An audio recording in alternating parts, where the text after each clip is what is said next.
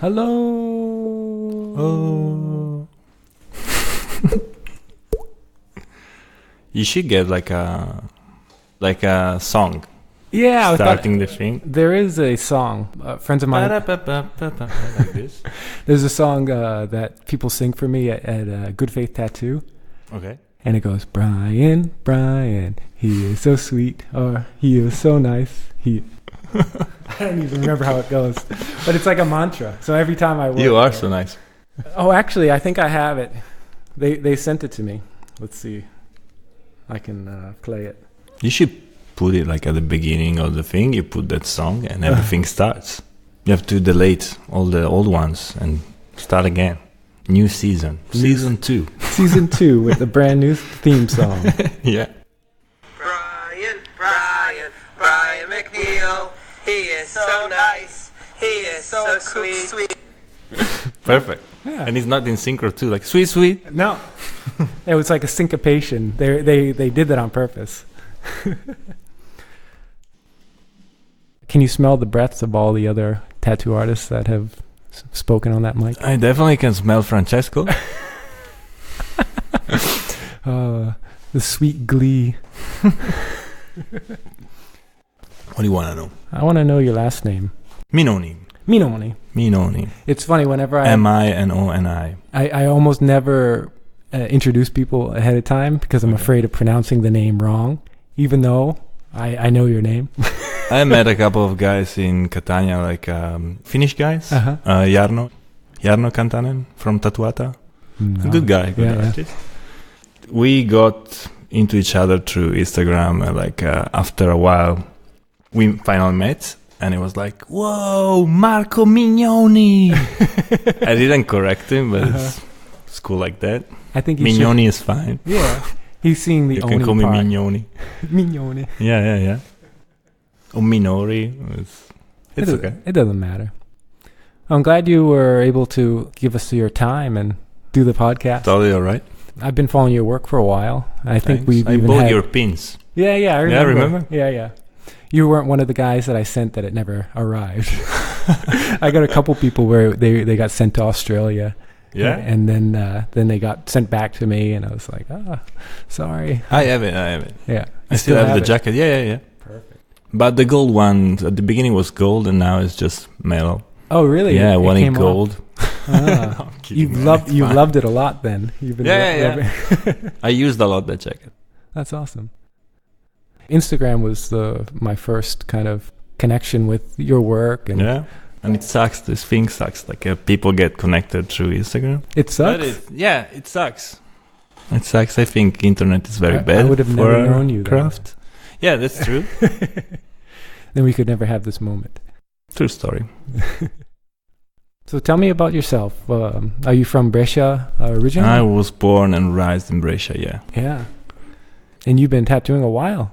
No, I'm tattooing maybe 8 years, something like that. It took me long to get into tattooing. At the beginning, I didn't want to tattoo. No. I was, of course, excited about tattooing, getting tattoos. But I was thinking to deal with strangers, and tattoo stranger was too much for me. I don't like people in general. It takes me long to get with to know people. Yeah. I put a mask. I do jokes and stuff, but I really feel uncomfortable. So I was thinking maybe sitting there with a stranger, naked stranger, and don't know him, and put forever something on him and hurt him was too much. So I was maybe not for me. I like tattoos, but not tattooing. And then after a while, maybe around 26, I started doing tattoos because my friends had equipments at home. So I started tattooing people, random people. Shitty tattoos, of course. Then I got just hooked. Yeah, of course. Yeah.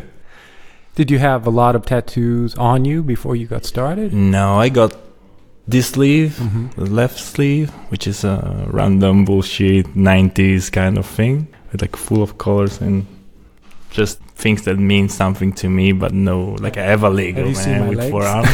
Yeah. It's a Twilight Zone right there. Then I got my feet, and maybe my knee. All the rest I did it after I started tattooing. And I'm lucky because I was straight away got hooked from Japanese traditional.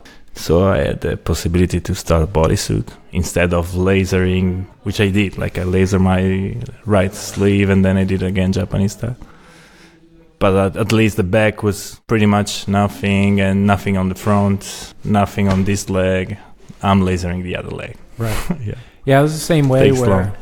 I saved my front and back for a while. And I would get like a lot of shit from different artists being like, oh, how can you be tattooing and not have your back down? It was like, I don't want it to look like your back. You know, it's just like little shitty tattoos randomly if placed. I had the money at the time, like right now, I would have like some angel wing or like a giant skull or something like that. Yeah. So happy I didn't have the money at that time. Yeah. I think it's good to maybe hold off to get the right thing. And I love this arm. And you were telling me earlier, Rico did it. Yeah. And I can tell just because I'm a tattooer, and I can kind of see through that there was something under there. But he did a pretty impressive job, man. Yeah. He saved my sleeve. It's super solid. Yeah.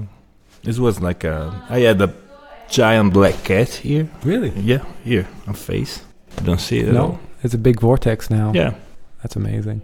What does it say on the side there? Namyoho Renge Kyo. It's a mantra. Okay. It's like hail to the Sutra of Lotus. They put it on tombs in Japan. Yeah. So you usually see those with it's a good meaning, but also tough meaning, like both sides, dark side and light side. Hell yeah. And your back is done by Rico as well. By Rico too, yeah. We have Kintaro Dakigoi, which is Kintaro playing with the koi. Mm-hmm. Very nice.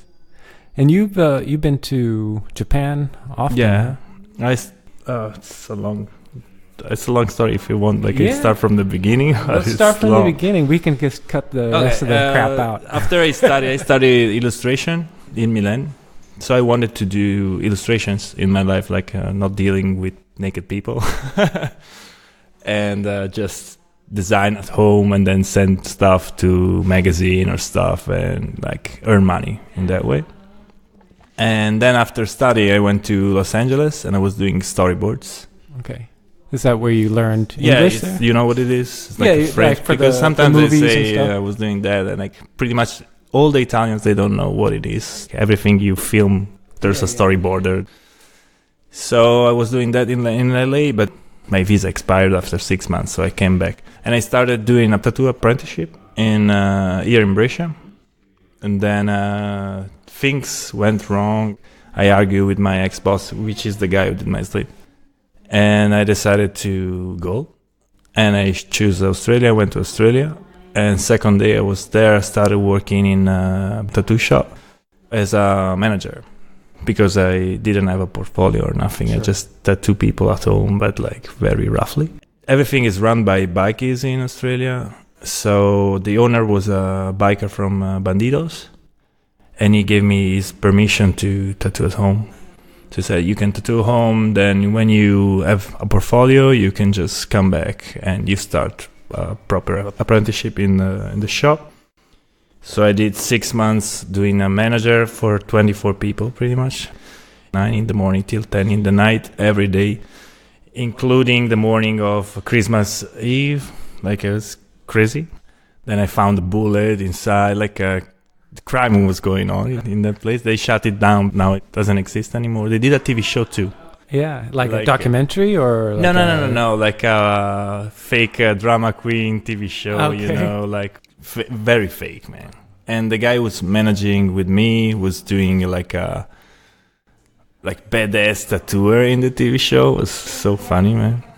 Then I did other jobs, like everybody that goes to Australia for work, like picking fruits and stuff. Then I worked for a factory, and I was doing like building pallets, like shipping. Yeah. Cases, wooden cases and stuff like that for fruit exportation. And so I'm very good with the nail gun. I'm so good with that. So much better than tattooing. And then I came back. And I supposed to go another year in Australia, but I broke my ankle, and while I was going around with staples, I met my actual boss and friend, Gigi. Oh, okay. After Australia, I went to Japan, and then I found out like the difference between Japanese traditional and Like a new Western school Oriental Japanese, which is Totally nothing. They don't different things, completely different things. But at that time, I thought like new traditional Japanese was just Japanese. I bought Tribal magazine, which is a Japanese tattooing magazine. I think they don't do it anymore. No, not that I know. Maybe they shut it down. Yeah. There were an article about Shion from Darumagoya and Rico too, but I didn't notice Rico at that time. I just saw her work and I was like, oh, fuck, that's what I was looking for, like exactly what I was looking for. Because every time I watched that Japanese tattooing pictures, I was like, oh, maybe something missing.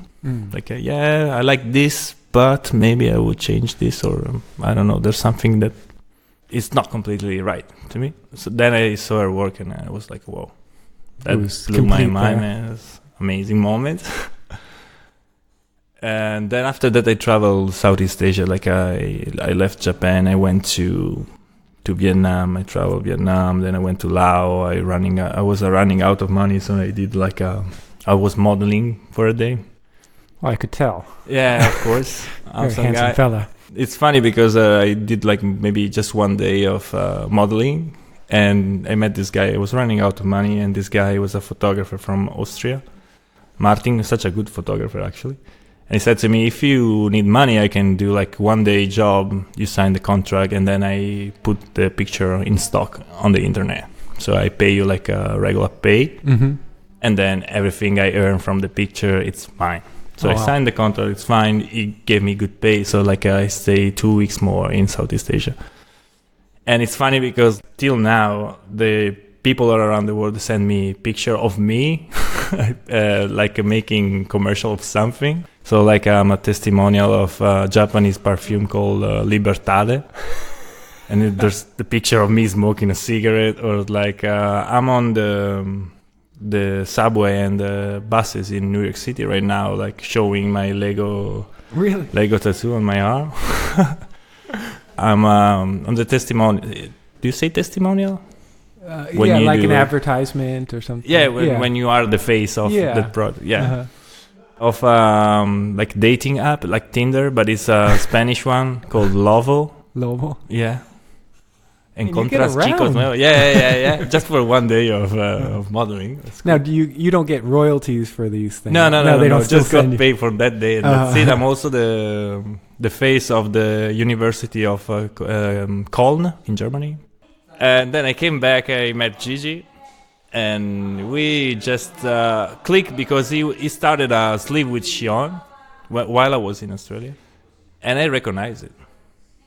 And I said, like, is Shion doing it? Like, yeah, how you know? I just came back from Japan. I saw it. I saw a magazine with her work. Then we kind of clicked. I had a lot of drawings because I had the cast because they broke my ankle. So I was drawing a lot at home, doing nothing. So I just bring him a lot of drawing, Japanese kind of traditional drawings. And he was like, okay, man, you should tattoo. Like after 3 months, I was just tattooing because he pushed me to. Like people will come to the door and like, is the expert of doing what you're asking for? So like I was, okay. And after 3 months, we went to Japan. Second time I went. Him to finish his sleeve, and he finished his one session. And I started like, I got a piece from Rico on the back of my thigh. Is Yamahuba, the mother of Kintaro. And then at that time we both booked for the back piece. He has a back piece from Rico as well. He didn't finish it yet. We started the same day. It was like, I'm so smaller than you. So I'm going to finish 1 year before you. I'm pretty much done with my bodysuit, and he's still doing his back piece. I think I know who sits longer. Yeah. But he has kids and family, and he cannot travel that much. He doesn't speak English. He's getting better at English, but show him your back piece. Let's see it. Posso vedere tua schiena? He's also doing Munewari from Eugene. Bello. Anche davanti il Rico. Anche un altro tatuatore. Yoji. Yoji. Quindi hai finito il tatuaggio? Yeah, back piece I finished. And the front piece too, like he's still doing his back piece. Yeah. And who's doing the front for you? The wife of wife. Rico, Yeah. Sean. And are they in Japan now? Because I was talking with Luana and I forgot where exactly he's tattooing. Is he in... They used to travel more now. They just stay in Japan. But they used to travel like to New York and Sao Paulo and Rio and London and Granada and sometimes Italy too every year. Yeah. We saw them last year in London. In London? Yeah. Yeah, I think this year they're not going to London. No, that's too bad. I was too afraid to say hi, even though they're like super smiling cool, and man. They're nice. super cool guys. Like very easy guys. They're not like rock stars or something. Like a very easygoing guys. So deep. Yeah. So cool speaking with great. them. Yeah, I told you my friend's getting his back from Rico, and it's super incredible Awesome to see choice. Yeah. how quick he's going. And actually, when I tattooed him, I did his back, his very first tattoo before he was tattooing, and he calls me up. He's like, "Hey, do you mind if I laser off your tattoo to get tattooed by Rico?" I was like, "No, definitely do it." It's like, you're dumb to get tattooed by me in the first place. I think Rico asked him to laser it because he pushed people to. Yeah, you should laser that. So how many times you went back to Japan? I try to go at least once a year. Sometimes I go twice a year, but just to get into it. Mhm. Like I'm trying not to steal the culture from it. Just copying stuff. Just go there and I see stuff and then I come back. Mm-hmm. It seems that you have researched a lot about the different motifs and the different characters in the woodblock prints. Yeah, It's I very think the main difficult. difference is like if you're trying to do Japanese traditional, especially for a foreigner. I'm not Japanese, so like I'm not surrounded by that culture. And what I think maybe it's cool for Western people is not cool for Japanese people. Something is very nice for us and so ugly for them, and opposite, vice versa. Trying to push myself to go there, not to watch too much at other people. Like, of course, I have no master to teach me the style. So I learned from the guys I got tattooed from. So at the beginning, maybe I was doing more like Rico or Shion style or Eugene style. And now I'm just trying to do my own and just focusing on what I want to do. Because maybe it's easier for a Japanese guy who has a master to follow his lead and just go with that style and improve it. But it needs time, and I cannot like push myself too much, because otherwise, since I'm not Japanese, it's not gonna look like a Japanese traditional anymore. So I have to be careful. But I'm trying to go deep in it, and I think the main difference between the other styles is like people are like getting inspired by other tattooers. In Japanese traditional, you get inspired by ukiyo-e, by the prints. So you just translate what you see in the prints and you try to put in on skin, which is so difficult sometimes. And I think that it's a more personal result than just get inspired by other tattooers. Like, oh, okay, I like this from this tattooer, I like that from that tattooer, so I put it together. After a while, I think it's boring, and maybe the result is not that exciting. I'm a big fan of going to the source material itself, and then maybe letting your personal, touch or the way your hand naturally draws something, translate that. I think we should trust ourselves more and go deeper. Like, okay, I like this way, so I'm trying to just follow my way and go as soon as I can go. Right. Yeah, I've talked to some Japanese tattooers, and I asked them more or less the same question of getting the right information and knowing like what is the appropriate thing to pair with another samurai or all the different motifs, and it just makes my head spin of being like, I have no clue what's going on. Yeah, you have and to no way to check study it. a lot the basics, of course, because new traditional Japanese Oriental, it's like there's a lot of people like Philip Liu who did it first, but they had the basis to do it. Like they knew how to do it, to do a proper Japanese tattoo, and they reinvented it. But nowadays people just copy their style, and without no basis, without knowing nothing about Japanese tattooing, and just because it's cool, put it on skin. I think it's so ugly and wrong. I think you have to study a lot, have strong basis, know all the rules, and there's a lot of rules. And once you know the rules, you start getting focused on what you like to do and do it as much good as you can do it. Yeah. No, Yeah. definitely. We were looking downstairs at your work. The old ones? Your old work, but to me it's all brand new. I've only seen some of it, but it's really impressive. It just, the sheer amount of... I'm lazy, man. Yeah, I should you're do lazy. more. I want to be lazy like you. I should do more. But at the beginning, I had more time, of course. Like now, I'm pretty busy tattooing. But at the beginning, like first 2 years, maybe someday I didn't even tattoo. So time to paint, I had a lot. But that time, I think, is very important too. A lot of people put a lot of emphasis on being busy or like booked to a certain amount of time. But when you're booked that much, I think it takes away from the research. Of course. And I wish I can do like one customer a day. Like now I'm doing two, one in the morning, one in the afternoon, which is good because I can still do my stuff. But maybe just one is better. One's nice. Maybe like one every 2 days. Yeah, it would be even better. But like I feel stressed. If I don't tattoo it for long, then I feel my hand is like weak or something. So I need to do it. So maybe one a day would be perfect for me, and maybe 1 or 2 days off. Now I just one Sunday off. Now, are you working with a lot of drawing on people, or usually kind of a mix and match of... You mean stencil or... Stencil. I'm trying to do as much as freehand as I can. But it depends. Sometimes I'm too lazy and I'm not that confident to do like some design. You know Eugene?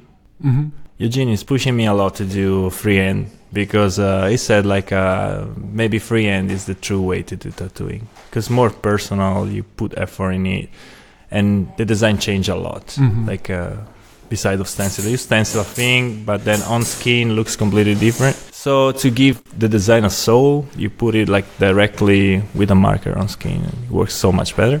So I'm trying my best to do it. But sometimes like samurais, or when I have to do like all the armor and gods. stuff. Yeah, complicated design, especially like human figures. I don't do it. Of course, maybe dragon I do, snakes, animals I do, but human is still difficult. Faces for sure, and like postures, so difficult to me. Takes time. More you do, and better you get. So should do more. But if you do like the one client a day, then you're like just explain to them, all right, Yeah, this is you going have to take to a tell while, but after the outline's done, it's going to be worth it. Yeah, but Italy, I don't know the rest of the world, but here like a customer has work and I'm gonna be late picking up my kid, so you have to like 3 hours, and in 3 hours you have to like, okay, see you next time. And 3 hours including tattooing and cleaning and schedule next appointment, get the money, and bye-bye. So sometimes it's difficult. Mm-hmm. Everybody wants Sundays and Saturdays, but impossible. Convenient. Yeah. We can maybe wrap it up before they get started tattooing, if you want. Where can we find you in Italy? What's the name of the shop you work at? The shop used to be Pix Tattoo, now is Pix Japanese Tattoo, because we wanted to push the Japanese style. And pretty much everybody's thinking in Brescia that we are doing just Japanese style. That's why we don't have arrow walk-ins or like commercial tattoos. We do have, like she's doing balloon right now, but it's difficult. And you can find us in Brescia, northern Italy, at Pix Japanese Tattoo. Perfect. And does the shop have an Instagram account? Of course. Yeah. What's the name of that? Pix Japanese Tattoo with underscores, like separating the words. And your personal Instagram? My one is Marco Minoni, all together. MarcoMinoni. So good at spelling. It was a pleasure to actually meet you in person. It was great to meet you. I'm guys glad we were able to come out here and see the shop.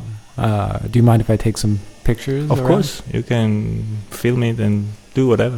You can bring it home. Yeah? Thank you. I see a couple I like. Awesome. I pretty much don't like anything on the walls, but Well, because you made it. And I'm trying to do it as rough as I can. So there's no like fine art in here. It's just rough designs for rough people. I like what you're pushing. Awesome. Thanks, man. Thank you. I'm going to give you a hug.